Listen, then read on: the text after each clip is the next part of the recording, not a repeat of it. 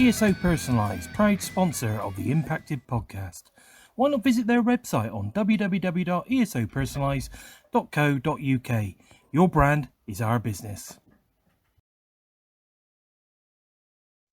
Hello and welcome to this week's episode of Impacted on the TNI.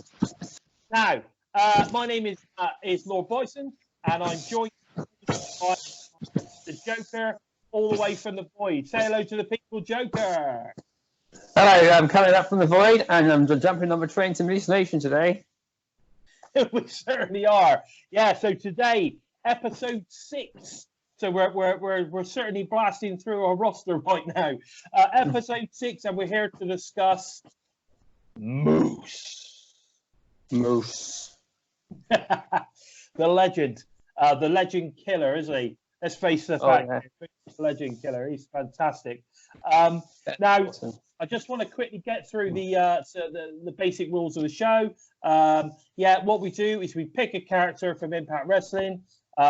We talk about their past, we talk about their present, and we talk about where we think that they're going to head in the future.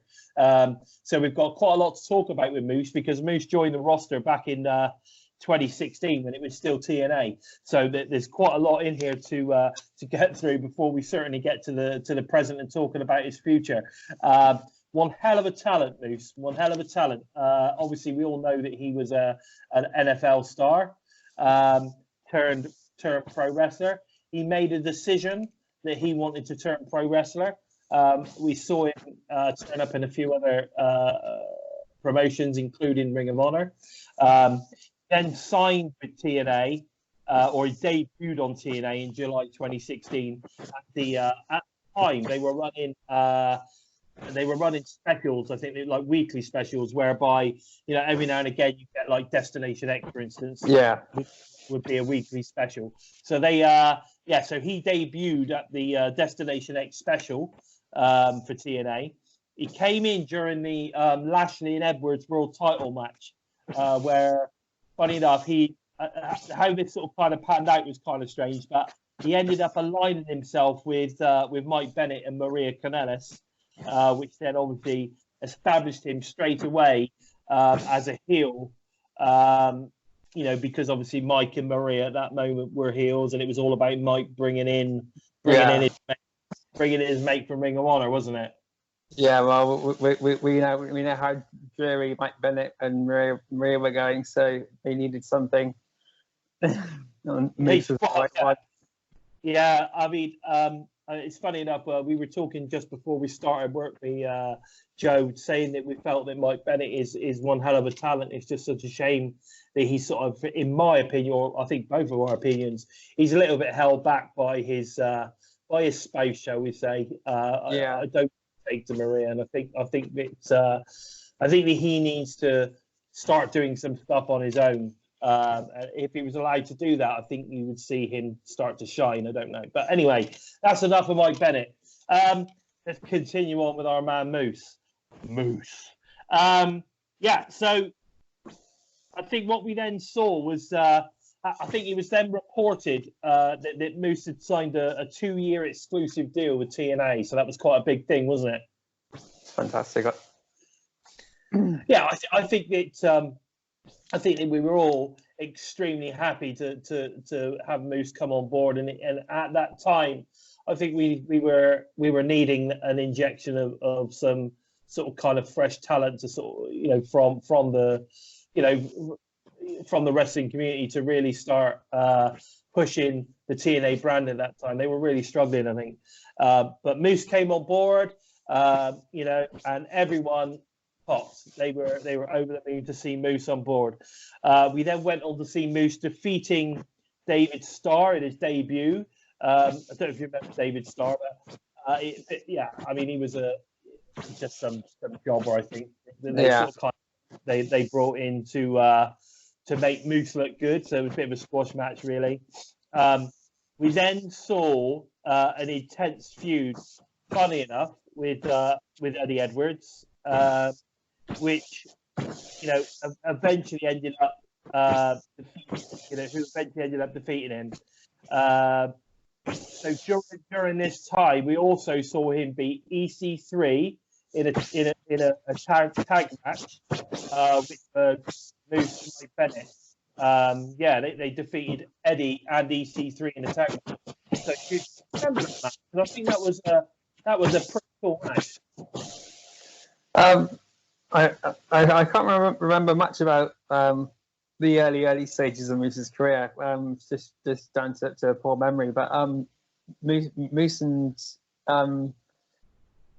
Mike Bennett, they really when they started to gel together, it was a good starting point for Moose, and it was finally making Mike Bennett interesting. So, and to take out EC3, who was the top guy there, and Eddie Edwards, who always seemed like the fallback guy, always there just to bump everybody else up. It was a good starting point for everybody, and it really did start to just give Moose a platform to go off of. Yeah, I think definitely. I think with I mean, you know, Maria aside, I think him getting involved with Mike and Maria definitely made that become a little bit more interesting. And I think that, you know, almost him coming on board it was a bit like the whole, you know, bring in the muscle, if you know what I mean. Yeah. To really sort of like help Mike Bennett push, which whether it helped him or not, I don't know. But what I do know is that the crowd certainly started to get behind Moose, and that's, you know, he was certainly popular. Would you agree? Definitely. Moose was, the crowd went mad when he first came out, and Josh Matthews and the Pope did a great job hyping up too. And as soon as Moose had come out into the ring, they were like, this guy is the hottest talent out there right now. And then Impact is so lucky to have him on board, etc. So yeah, they were really bumping Moose up before a lot of people even knew about him. I'd only heard the name. I didn't even know he was at Ring of Honor until you just told me now. So I thought he'd just come straight from the NFL into Impact Wrestling. Yeah, so, no. Yeah, he was definitely blown away. I was blown away. He was definitely on the Indies. He was definitely on the Indies, and then obviously he ended up in Ring of Honor for a couple of, about sort of 12 to 18 months, something like that. And then he was obviously the hottest free agent that we picked up at the time. And, you know, like, I think he made pardon the pun, he made quite an impact when he came in. Straight off the bat, he was definitely over with the crowd, and I think, you know, it showed straight away as well that, you know, he was over with the crowd over Mike Bennett, who at the time when Mike Bennett came in was also apparently the hottest free agent at the time. Yeah. But I think the way that he came in as the Miracle, and I think the fact that Maria was just not getting over at all, people just hated her, and I think that kind of cemented his fate, that he was just, you know, he was not going to get over at that moment. And I don't think, no matter what happened at that time, even though he put on some really good matches, I mean, he had some great matches. You know, without any shadow of a doubt, the man had some great matches, but it was just always mired by, you know, a little bit of cheating or Maria, like, you know, screaming on the side. To be honest, I used to start wanting to turn it off every time I heard her voice. It was just so horrible. But what we then saw from that moment, so they obviously, like I said, they defeated Eddie and EC3. But we then went on to see Bennett turn on Moose during a Battle Royale match, which then obviously led to another feud with him and Bennett. And we saw, of course, Moose kick some Bennett ass, which was pretty cool to see, right? Oh, so you got to see the hardcore side of Moose very quickly too. Their match was a Full Metal Mayhem or something, no disqualification match. Yeah. And so Mike Bennett got pushed Was it a into street fight? I think it was a street fight, was it?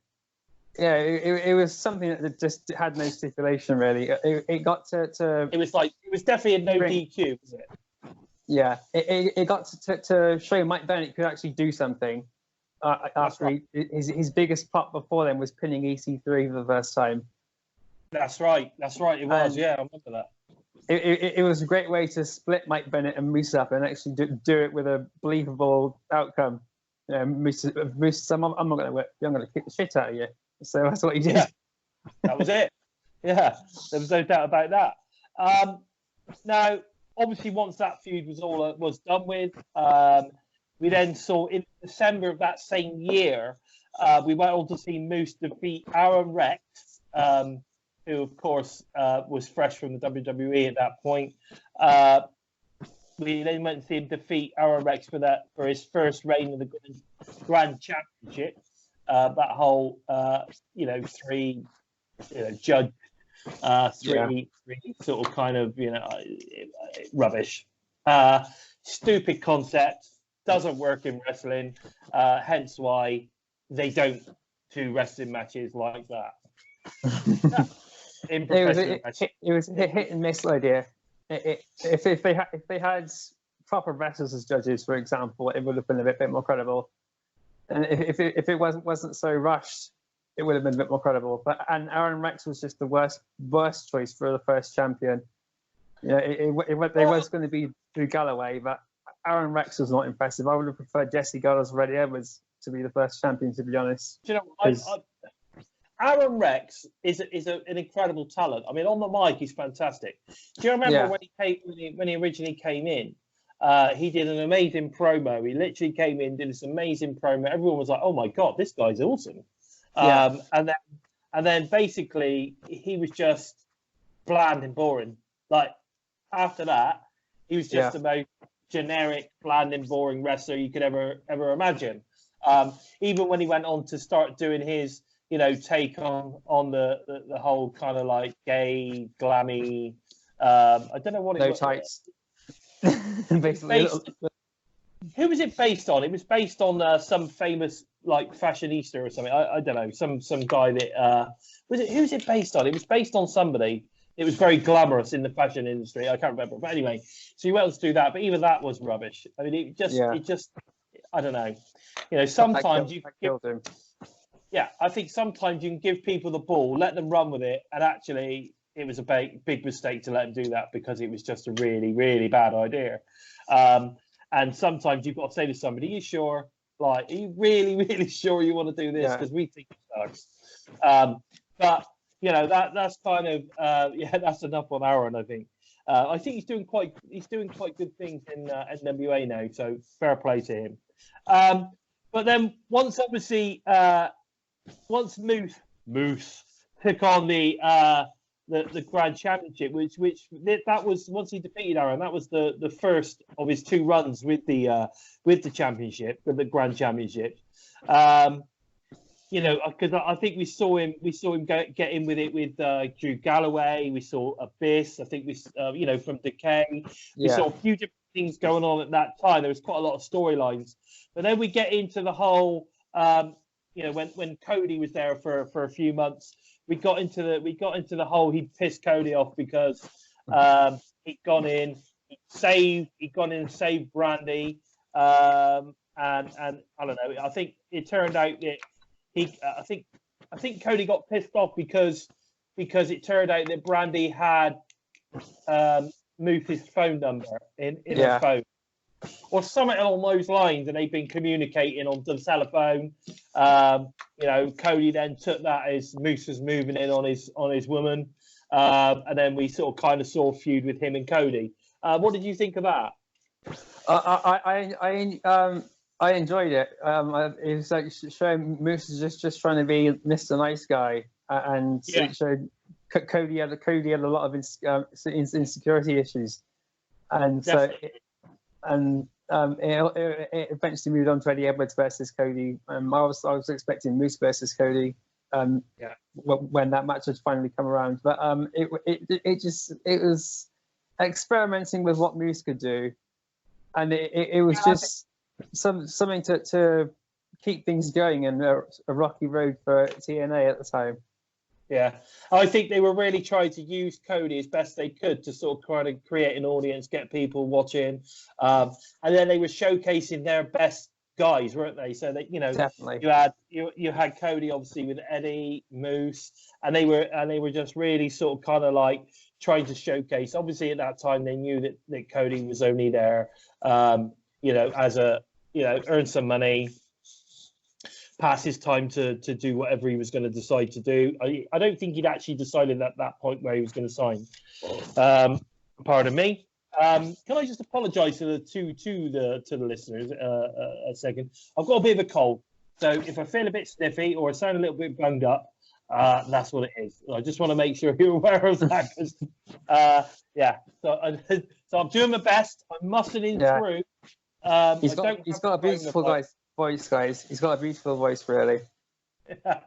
So I don't have coronavirus, so we're okay. I made sure I tipped away all of the Coronas I had in the fridge, so we're going to be fine with that. But I definitely got a bit of a cold, so please bear with me.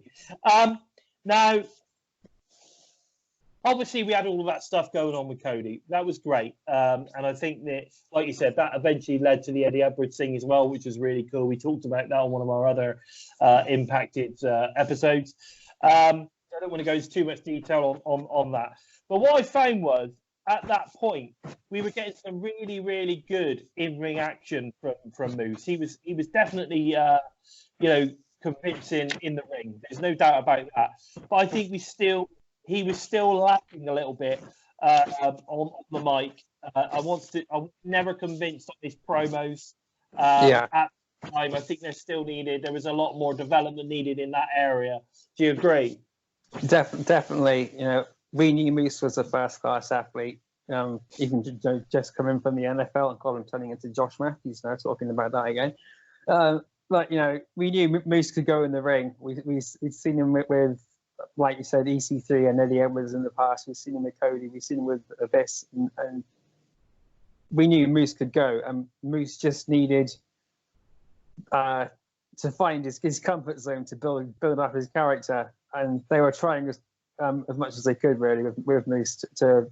Yeah, I think they were. He needed something. I don't know. I think he was just lacking something, which at that moment was kind of, you could say, okay, there he is. You know what I mean? Like, there is Moose.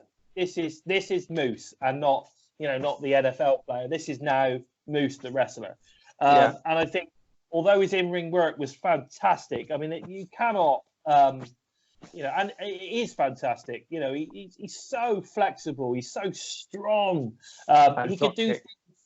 He could do things that a 7-footer, almost 7-footer, is not supposed to be able to do. He's an incredible athlete. So, like I said, so we just needed to start now. He just needed to really start working on his mic. He needed to get in the mirror a bit more, I think, and doing some promos, as we've talked about in previous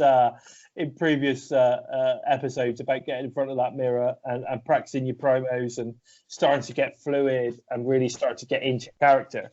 Now, I think what we then saw was where do we get to now? Okay, so we then saw feuds with Eli Drake. We saw feuds with the Pope. With the Pope thing was quite interesting actually, because that was obviously Pope at that time was on commentary. For some reason he had a bit of beef with Pope, and then we ended up with a really good match actually, wasn't it? It was nice again. It was more experimenting to see what Moose can do with different people, and to bring the Pope back into the ring, which a bit of a treat for me because I'd not seen him wrestle before. So it was good to see the Pope get his odd comedy spots and stuff while he was in the ring as well. The Pope is one hell of a talent. He's one hell of a talent, Daddy.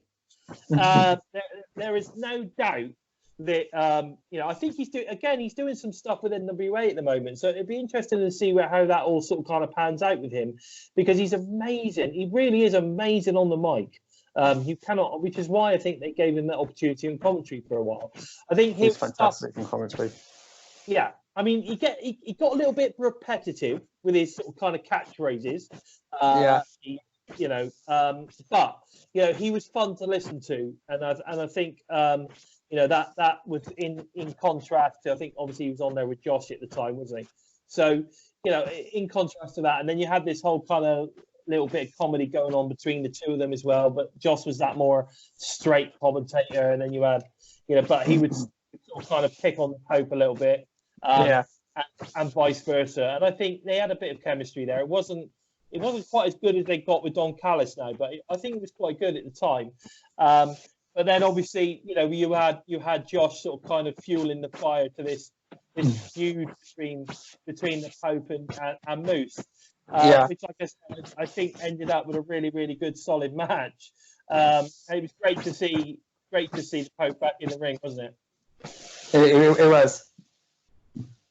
It was really good. So, okay, this obviously eventually then led to quite a big feud, actually, with Stephen Bonner and America's Top Team. With Moose, there was a bit in there where James Storm come out and saved him from a beatdown from the crew, and there was all sorts of stuff in there. Led to Bobby Lashley stuff going on. Then, actually, this is when we started to see that Moose was starting to improve a little bit on his big stuff. The sort of kind of out of ring stuff. We saw him turning up at the MMA America's Top Team gym and smashing it up and beating up the and all that kind of stuff, didn't we? Yeah, this is where Moose really started to get into that comfort zone. Lashley was the top heel. They were getting Moose to bring out a nasty side, and this is where we could see Moose would be better off working as a heel, and it was growing to that eventually. But Moose and Lashley's rivalry, they went back and forth several times, and I loved all the matches with Moose and Lashley. I thought it was one of the best lot of works they did outside of Lashley and Eddie Edwards and Decay and the Hardys. There was some crazy stuff. There was some crazy stuff going on between Lashley and Moose. It was some great matches. There was some. Again, we were looking at some incredible stipulation stuff. But I think this whole period, if we talk about the character of Moose, I think this is the whole period of time where we really started to see him grow as the Moose character. Would you say that was fair to say? Yeah, he started to really brand himself, and his confidence is really starting to show through a lot more now. Yeah, without doubt. I think this whole period for him was fantastic. It was pretty intense. There's no doubt about that. His in-ring work was pretty damn good. I still think, though, although the character was developing, we still, I think, had quite a long way to go before we get to the move that we have. Had its moments where it was a bit flat, but it was working. Yeah, it was definitely working. There's no doubt about that. So, of course, we then, as that sort of period sort of draw to a close, we then start heading into what I like to call the Impact era of the Owl, which was obviously the start of 2018. We saw Moose and Johnny Impact coming together, defeating EC3 and Alberto El Patron. Don't ever say that name again. Don't get me started. Yeah, I'll get started on that one. We then saw some Feast and Fire match where he won a briefcase, which then turned out to we always find out the week after, don't we, when they all sit around the table. We found out that he had a world title contract. Of course, this then led to his first world title match against Eli Drake, which unfortunately for Moose, he was defeated. I think that at this time, Eli was on his what I think we could safely say was probably the weakest world title run of any world title. Which is a shame because I think Eli is such a great talent. All down to Chris Adonis being by his side. Yeah, should have got rid of that, mate. That should have gone. That should have gone. But there you go. That from day one. If you ever go on to one of the Facebook groups I'm on. You search for the hashtag ditch Adonis. Oh yeah, You'll see. Mate. You know, again, another guy that's like absolutely personalityless. He's great in the ring. Don't get me wrong. I quite liked when he wrestled. He did a good job, but just never ever was what I would class as a top tier caliber character wrestler. But anyway, let's move away from that. We then went on his Saul, because obviously that was his first world title defense, got defeated, and then obviously we were then moving on. So where do we go from here? So we then saw feuds with him with Sami Callihan, obviously with OVE. You know, he also ended up with wins over Braxton Sutter and Congo Kong at that time. So we were seeing, you know, again, we were seeing a lot more matches, not so much promos, but we were still seeing some of that. And he was obviously still working on his character and building his persona, which was, you know, I mean, regardless of whether his in-ring work, regardless of whether he was over with the crowd, which he's always over with the crowd. You know, I think even from his own perspective, he knew that he needed to really start to work on his character before they were going to sort of kind of let him loose on a world title run. I think ultimately he will get that world title run, but it's just going to be a case of he has to be ready for it from to carry it from a promo and a vignette point of view, storytelling point of view. Yeah. If he's not ready, then he could end up with a you know, quite a lackluster run where they take the belt off him fairly quickly because he's not. It's just not. Do you know what I mean? It's just not happening. Yeah. And I think so. I think they're doing the right thing. I think they're building him slowly. You know, he's a very dominant character. He doesn't win every single match, but he wins a lot.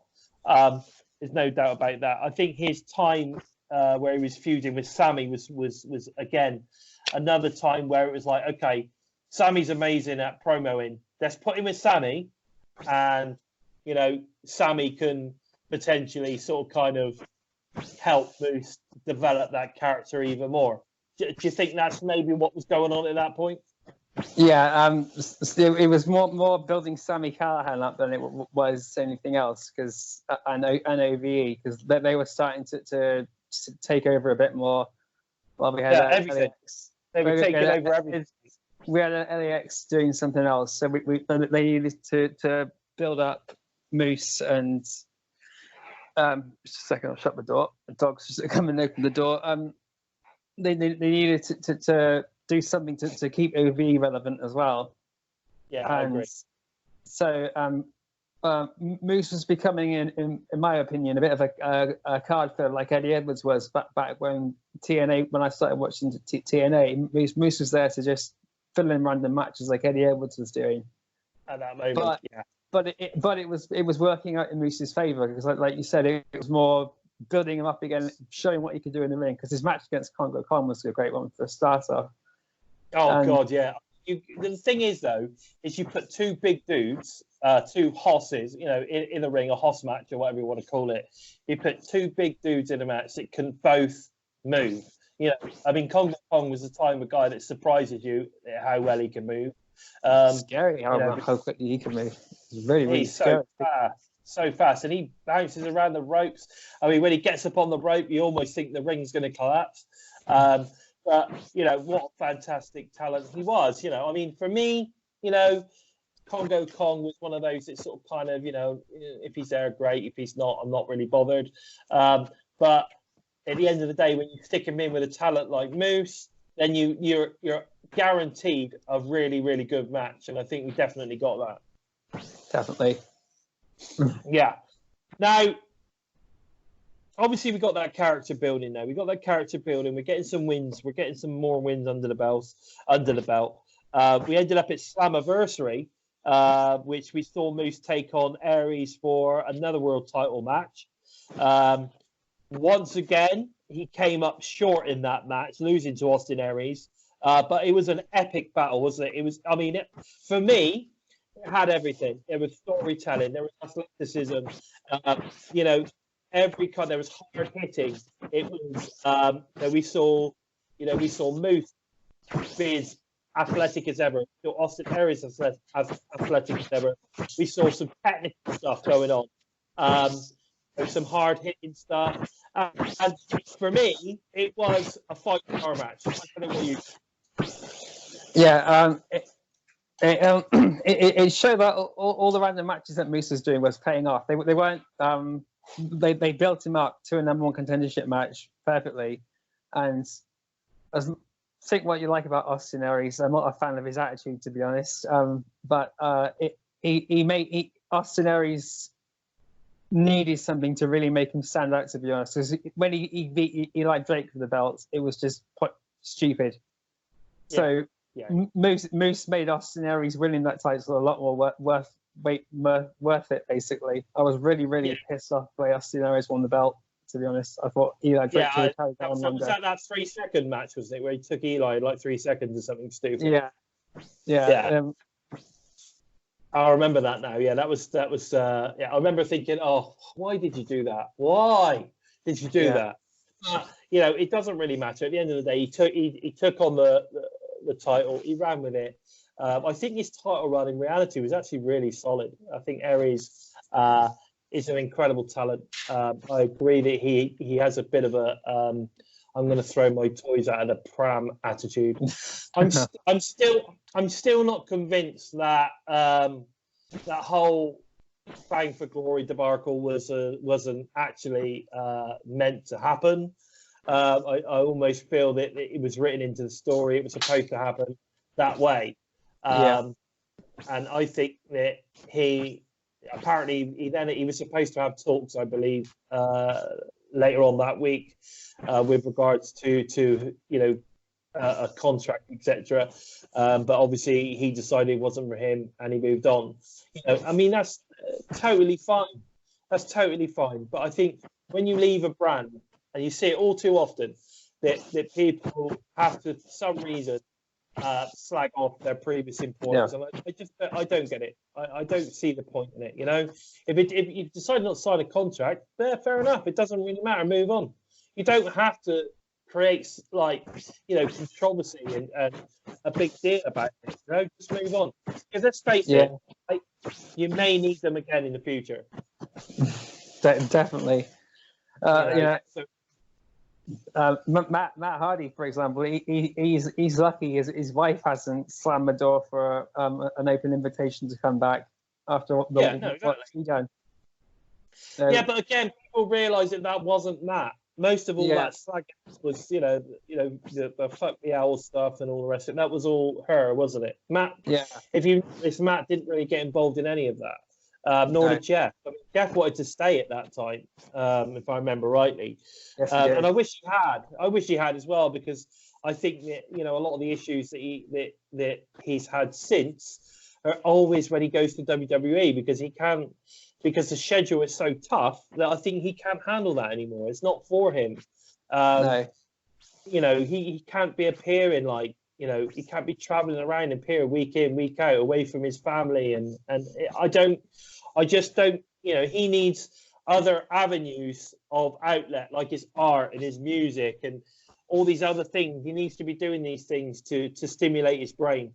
And I think that, that's why he should have stayed with Impact at that time. But, whatever, it is what it is. And I hope that we see both of them back for one last run. I think it would be great to see both of them back for one last run. And again, I think that with regards to Matt, his incredible brain, it would be amazing put together with Jimmy Jacobs. You heard it here. Jimmy Jacobs, Matt Hardy would be an intense creative team for Impact Wrestling, and I think everyone would agree with that. But we're getting off track. Let's get back to Moose. So that was definitely a 5-star match. But what we saw then was obviously he'd lost. That was his second attempt at the World Championship. He's lost again. this time to Austin Aries. And I think he sort of kind of like disappeared a little bit, didn't he? Sort of, I don't know. He sort of kind of went a little bit under the radar for maybe two episodes, I think. And then all of a sudden, we find that he's realigned himself. He comes back and he's realigned himself with Austin Aries and Killer Cross along the lines of, well, if you can't beat them, you might as well join them type attitude, right? And I think that is where we started to see the emergence of the next incarnation of Moose, which was Big Money Moose, right? Yeah, it was perfect situation, really. Killer Cross was a master manipulator, and so is Austin Aries. And Moose was like, "Fuck it, if I can't, if I'm not gonna get what I want, then I'm gonna do it this way." And yeah, I'm just gonna join the faction. He's carried it on since, and it's working for him. Yeah, definitely. And then obviously at that time we started to see that the friendship between Moose and Eddie was now completely deteriorated. It had gone because they were supposed to be best friends and all that kind of stuff. That's where we started to see. He then went on to have a feud with regards to getting involved with Alicia, if I remember rightly, trying to comfort her, and Alicia was trying to get him involved, and we then saw the furthering of the crazy Eddie thing, didn't we? And we started to see strict manipulations that involved Killer Cross and everything else. There was a lot of kind of cross. Yeah. Stuff. Yeah, it was a bit of a chaotic situation. Yeah, there was all sorts of stuff going on. You could easily sort of kind of get a little bit sort of confused about who was with who and what was going on, etc. But that obviously ended on furthering the craziness that was started with Sammy. Then obviously it went on to Moose to be a huge part of continuing and furthering the Crazy Eddie storyline. We had quite a lot going on there, didn't we? And of course, we had Tommy Dreamer getting involved at that time as well. We had our first sight of Kenny the Kendo Stick and all that kind of stuff going on, which was great. But I think Moose had a real big part in the development of Crazy Eddie. Do you think? Yeah, he was becoming the master manipulator. He really upped the tension between Alicia and Eddie Edwards. He'd be dropping notes and stuff off at Eddie's hotel, and think just really winding him up and really upping the tension between Alicia and Eddie Edwards, and it was brilliant. People might have seen it as a bit corny and a bit of you'd see this on a soap opera and all that. I thought it was what was needed. It was something refreshing. I think this section, this section of Moose's career is where we started to see, started to really see the development of the character that we see now. So you had obviously it was Big Money Moose. He was really building that persona. He had that attitude needed to really sort of kind of, cement that character that he was building. And I think we started to finally see how good Moose is starting to become. Definitely. Now, so what was that? Let me just have a look quickly. So I've got quite a lot of notes here, I'm not going to lie. I think, actually, I've just hit that there. Yeah, I think over this period was where we started to see that marked improvement in everything that he did. Now we've seen Moose enter into we then saw Moose enter into an alliance with the North, if you remember. Yes, this was a good match. We saw him enter into an alliance with North, which then led to the North and Moose defeating the Rascals. I don't want to go into the Rascals too much because actually Rascals are one of my favourite factions on Impact at the moment, and I know that we are planning on doing a discussion on these bad boys. So So I don't go too much into that. But you know, after a feud at, I mean that match was led to a feud at Rebellion, if you remember rightly, which again was probably one of the best pay-per-views of 2019. In fact, for me, it was the best pay-per-view of 2019. Absolutely super. Definitely. Yeah, so I mean that led to obviously that, you know, the Rascals match led there.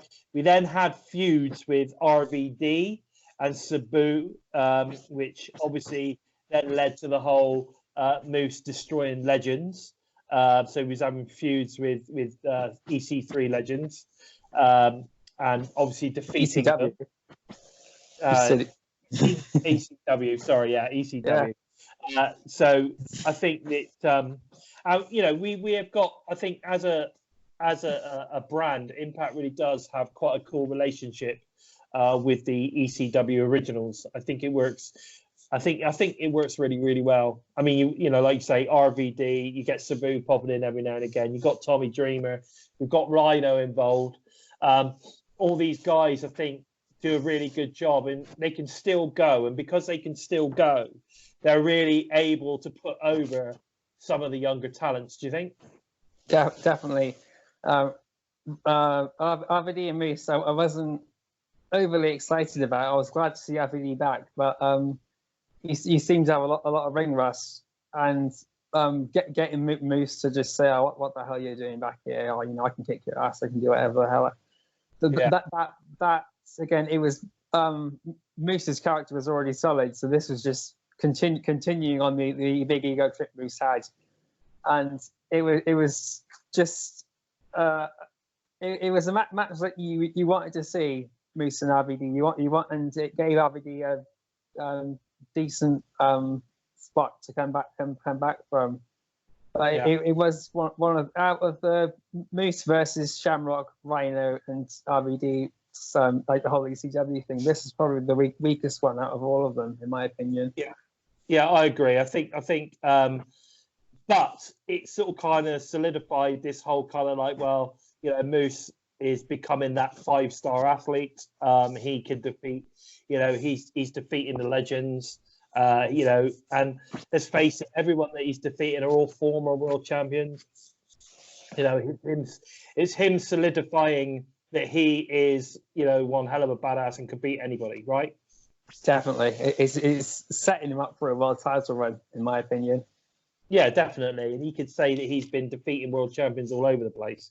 So, so we ended up with that going on.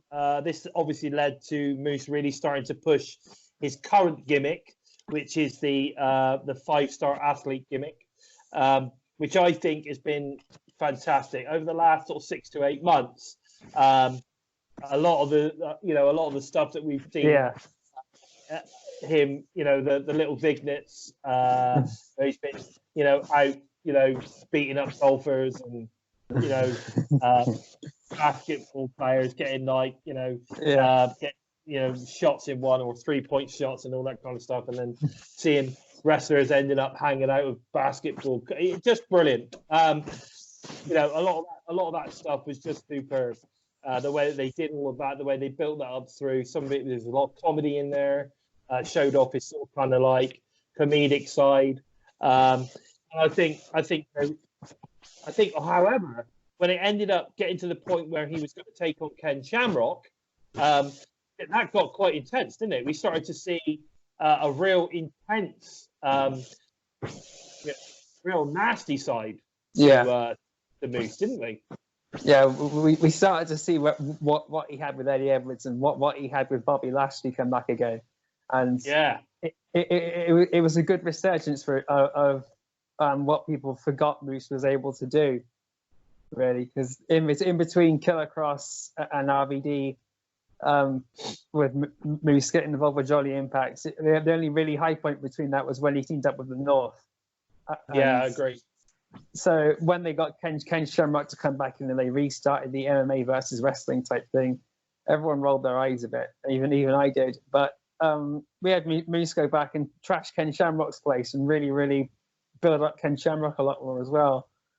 Yeah, I personally feel that was, it wasn't the best match in the world when the match finally came along. I mean, it was 3-star maybe, Yeah. but you are talking about getting in the ring with, albeit an extremely fit and extremely badass 55-year-old guy. But and he can still take a bump, can he? He can definitely still take a bump. There's no doubt about that. And I really think that Ken coming on board is all about, again, giving rubs to the younger guys.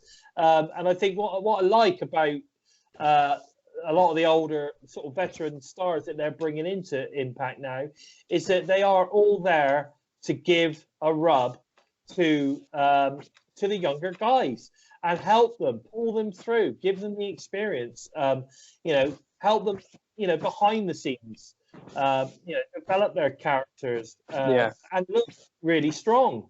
One of the best at doing that now is Rhino. I think Rhino is doing an amazing job helping enhance the talents. And of course, that moves us on to present day where we've got that feud with Moose and Rhino. And I think that now is really cementing the point where I think very soon we are going to start seeing Moose coming back into that kind of world title picture.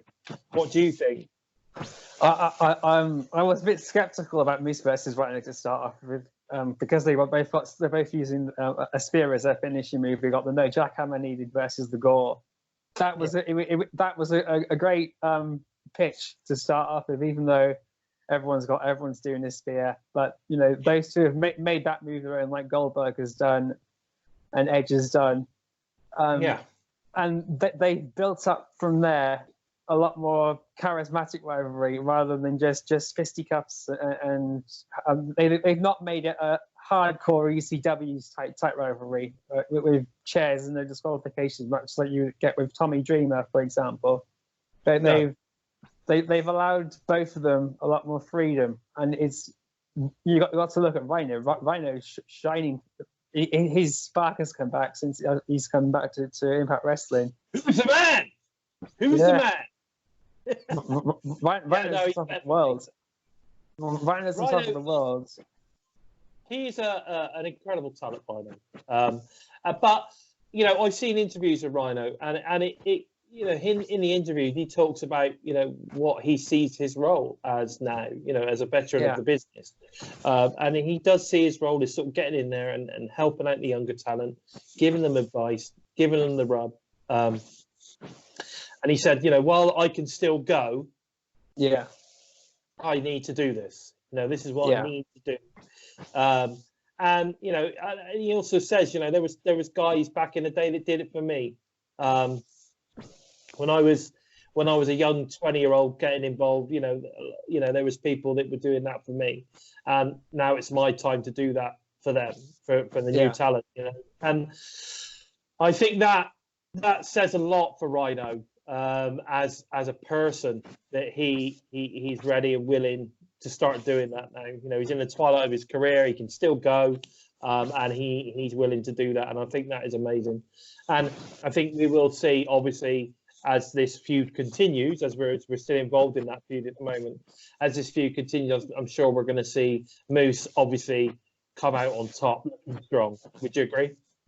I hope Moose does come out on top. And we've got the Michael Elgin and Eddie Edwards thing going on too. I'd like to see Moose actually go against Tessa Blanchard for the world title. Yeah, but before Michael Elgin or Eddie Edwards goes, I'd like to see Moose go for it and possibly win it, because Moose is the guy who actually brought Tessa Blanchard into the company. That's right. I don't know if anyone's listened to her interview with Chris Jericho. She was staying with Moose for a little while, and she was battling her brain right where to go next. And Moose just said to her, "Why don't you come down to Impact and come down to one of the tryouts and see how it goes from there?" She came down and she was snapped up instantly. So kudos to Gail Kim and Josh Matthews and Don Callis for bringing her in. And for Moose, I mean, good lord, she's an amazing talent, and fair play to. I think the chemistry between them, I'd love to see it in the ring. I'd love to just because we had Tessa Blanchard versus Sami Callihan. That was up and down, back and forth, and they managed to pull it off. And Yeah. I was expecting someone like Brian Cage to go for Tessa Blanchard, but Brian Cage is a different story now. I suppose it would ultimately be almost like a thank you for bringing me in. You know, Yeah. I'm now gonna pass the torch on to you for a bit. I think that no matter what happens, Tessa has to lose to someone. If it's a guy, that she loses to, then they have to be a big guy. Yeah. That whoever it is that beats her has to be a big guy. Like, Yeah. At the moment, what we're seeing is Tessa going up against, Sammy, which, ultimately, yes, he's a man, but like they're not much difference in size in reality. They're about the same height. I mean, obviously, Sammy's a bigger built because he's a guy, but they're both similar in stature. Exactly the same with obviously now with Ace Austin. At the end of the day, Ace Austin, they're obviously similar stature, so they should be able to work together really, really well. So when someone eventually takes her on and takes that title off her, you're right. Maybe it could be a Moose because he just towers above her. And, at some point, the power of a man, I suppose, as a guy like Moose, has to overcome the heart of Tessa Blanchard. Definitely, and Moose versus Michael Elgin is something I'm hoping we see as well. Later that would be. That's. I mean, it'd be amazing if you get Moose take the title. Yeah, if you get Moose take the title, and then you get Moose, obviously he would have a couple of matches or whatever, and then eventually we end up with Michael Elgin. It's a Bound for Glory or something like that, and then obviously Elgin take the title. Because Elgin's got to take the title at some point. Yeah. He probably is the best wrestler we have. So bottom line is he has to end up with that world title. And I think the way that they've done it is really good as well because they've slow burned him, haven't they? Let's face it. They could have easily brought him in, won the title, job done. However, they've said no, you've got to earn it. You can't just come in and take the title anymore. That's not how it works in Impact anymore. Thank God. You have to build. You have to build to it. They did that with Sammy. Let's face the fact. Sammy could have been again. They could have brought Sammy in and put him in the world title picture straight away. They didn't, and they've done it with Michael. They put him in. He lost. They then moved it forward in story and are building and building and building. Eventually, he's going to win that title. I think it's going to be a Bound for Glory, personally. And I think you're right. I think it will be against someone like Moose because I think Moose will ultimately probably be the next world champion after Tessa.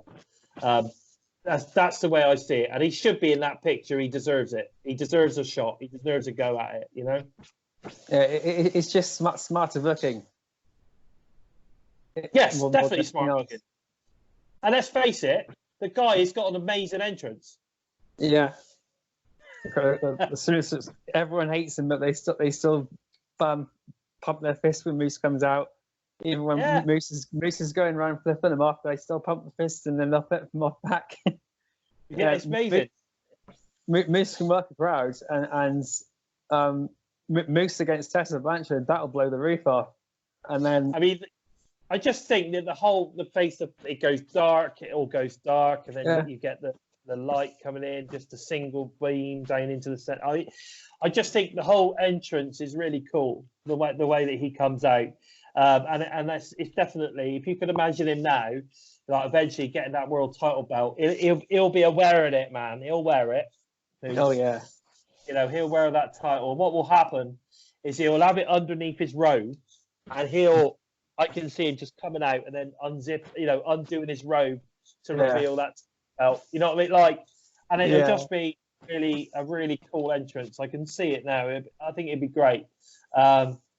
But yeah, I think that one of the most important parts of Moose has been his character development over the last 4 years that he's been around. I think it's absolutely blossomed in the last sort of 12, 18 months. And the Moose that we see today is the best Moose could possibly be at this moment in time. Do you agree? It's the Moose we want. It's the Moose we want. It's the Moose we need. And I'm pretty sure Moose will agree.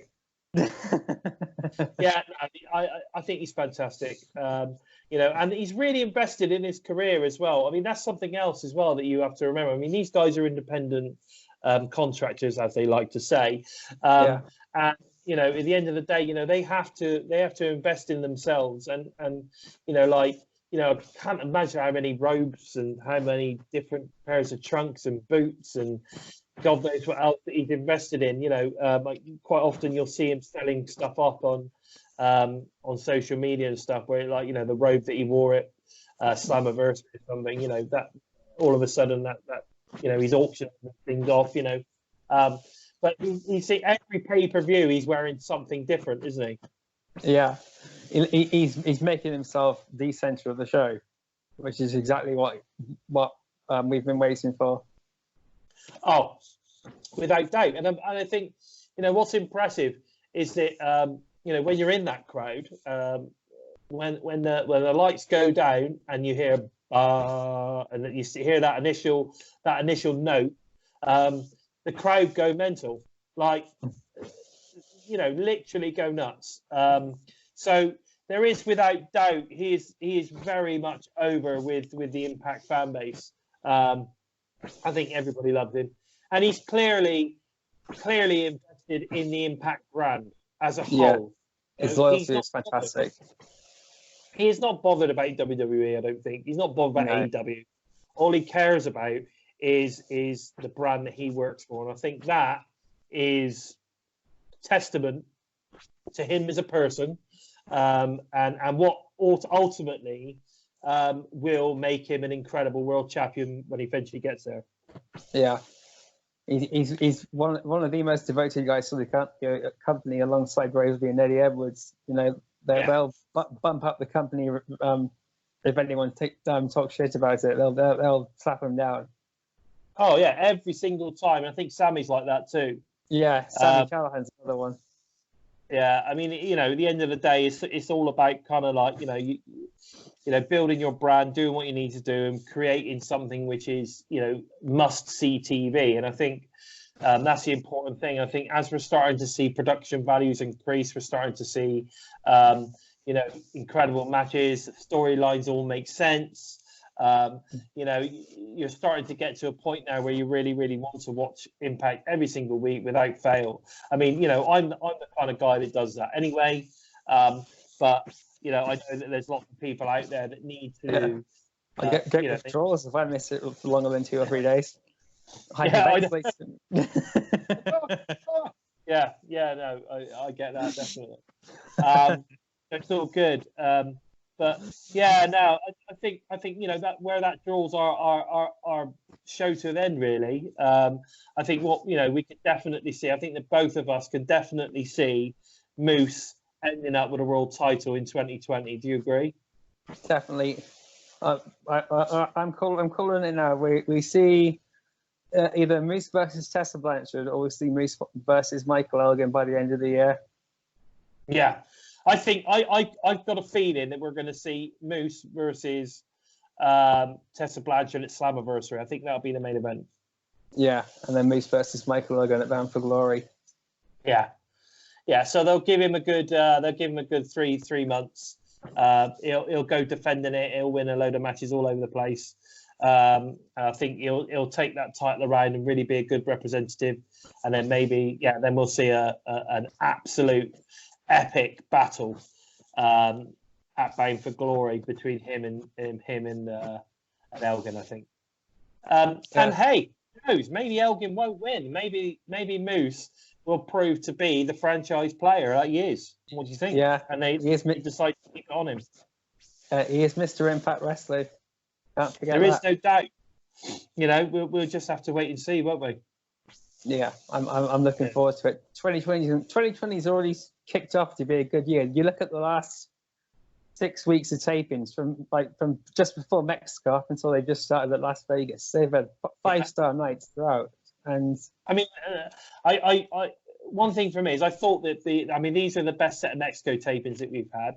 I think there was a bit of randomness in there, but it was about starting to set up some storylines for the year. So it's not necessarily going to be perfect, but they also have to make sure that they showcase the AAA guys as well. So you start to get a little bit of randomness in there. But I thought the tapings were really good. We then move on to Vegas, and then Tuesday night's taping from Vegas was just amazing. It's a really, really good show, and I hope that we continue to see these storylines developing and the show developing. And I'm pretty sure it's just going to keep getting better. I think the production was great, the crowd were great. They're starting to get the sound of the audience right, because they're really starting to hear them now, which is good. And the lighting's good. The camera angles are a little bit different. I love the one where they sweep in from the top. It sweeps in. And if you notice, when they do the entrances now, the camera starts at the ceiling, it sort of pans down. Yeah, I think that's really cool. All the fine details are finally getting put in place. And I think it's been a long time coming. Definitely. Okay, so that's wind up our show then, shall we, my friends? So that was I think we've had a great discussion there on our main man Moose. Who is a fantastic character. We're both big fans, and we're hoping for big things for the big man moving forward in 2020. That just leaves me to say thank you to our show sponsor. If you noticed, we have a show sponsor now. It's the ESO Personalize. They've started to sponsor our show now, which is fantastic. Thank you to those guys. Just remember, if you're looking for a company to promote your brand through clothing and any other forms of promotion, then ESO Personalize are for you. So don't forget to visit their website, www.esopersonalize.co.uk. They definitely look forward to hearing from you. And I'd like to say thank you very much to the Total Nonstop Impact guys for continuing to produce our show and put it on the OG channel. So don't forget, you need to get over to the YouTube channel. Make sure you subscribe, and while you're there, smash the bell so that you find out about every show that gets released, when it gets released at that time. So you want to be notified of all that stuff. My name's Piper. Find me on social media via the Twitter bot at JB Hawk. That's at JB Hawk, JBKE. Where can we find you, Joe? Follow me on Twitter at JOE-KER, empty space. Yeah, and make sure that you follow us both, because we are both massive wrestling fans. We love to talk wrestling, especially when it comes to Impact. So feel free to drop us a message, link us in some tweets, because we really, really do love to hear from you. And don't forget to leave us some comments. Joe especially. Smash the bell. Yeah, smash the bell. But Joe especially loves to answer your comments, good or bad. Give us a thumbs up. We love to see some of those. Oh, or a thumbs down. At the end of the day, if you've got some comments that you think help us make it better, then please feel free to leave some comments on that. Or if you're interested in giving us some insight into today's character, Moose, we would love to hear that as well. And if there's any future stars of the Impact roster that you'd like us to talk about, then please feel free to offer some suggestions. We love to hear from you. So all that's left to say is that was Moose. This is Impacted. Take care.